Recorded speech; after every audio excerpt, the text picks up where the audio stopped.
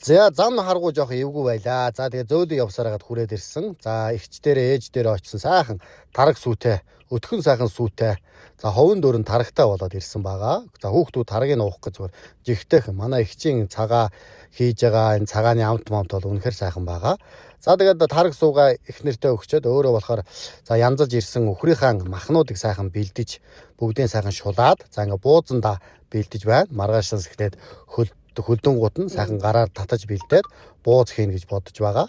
За миний охин ч ингээд бэмби, манай охин ч ингээд аавдаа туслана, ээждээ туслана, эмээдээ туслана. Өрөөд мондог шүү дээ. Байнга л одоо аав ээж эмээ гурав нь хаана ажил хийж ин тэн дээр очино.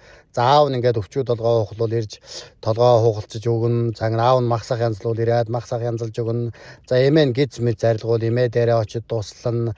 Эмээ нь сүүмүү хөөрүүлээд янз бүрийн юм эмээдээ очиж туслана. За ээж нь бууз хийгээд бууз ман шиг хийвэл очиж ээждээ гурил эрдэж өгнө, гурил зуурж өгнө. Өөрөө бууз мууз жимхэн хөөрхөн. Арай тэгтээ одоохондоо миний охины буузыг арай худалдаанд гарах болоогүй байна.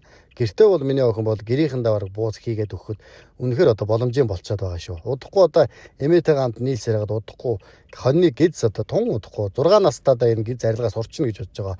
Одоо миний охин чинь бэмби чинь 5 настай шүү дээ. 5 наснаас их эрдэмт сураад байгаа. Ажил хөдөлмөр сурснаар хүн ер нь мууддаггүй юм аа гэж ээж маань хэлдэг.